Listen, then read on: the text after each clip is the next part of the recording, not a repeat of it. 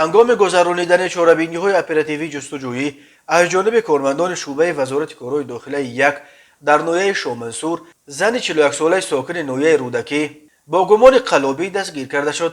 Номбурда моҳи ноябри соли 2021 бо амроҳии шавҳараш шаҳрванди ҷумҳурии исломии Афғонистон марди 50сола бо роҳи фиреб ба боварии марди 39солаи сокини пойтахт даромада аз ӯ 75 грамм ҷавоҳироти гуногуни тиллоиро ба маблағи 37,000 сомонӣ гирифта то ҳол маблағашро барнагардониданд.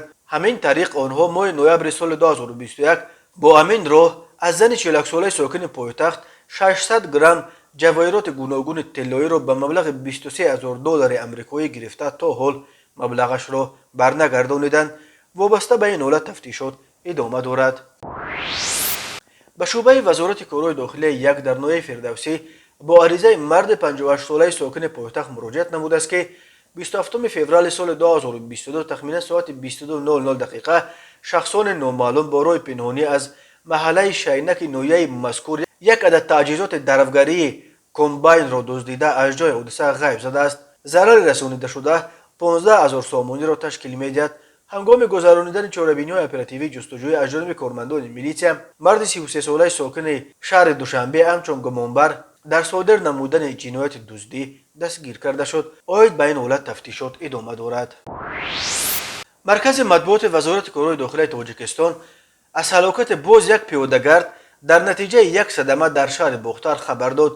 бино ба иттилои ин манбаъ субҳи барвақт 9 марти соли 2022 тахминан соати 03:10 дақиқа ронандаи мошини боркаши тамғаи газ Ботиров Самиҷон соли таваллудаш 1979 сокини ноҳияи Балхӣ ҳангоми ҳаракат дар шоҳроҳи Душанбеи Бухтар дар назди нуқтаи фурӯши сӯзишвории Сорбон воқеъ дар шаҳри Бухтар аз равшании чароғи мошине ки аз рӯбарӯяш меомад пеши роҳашро дида натавонист ва бо қисмати пеши мошинаш пиёдагарди шахсияташ номаълум ҷинсаш мард тахминан 35-40 соларо пахш намуда ӯро тахминан 10-15 метр дар рӯи замин кашола карда будааст.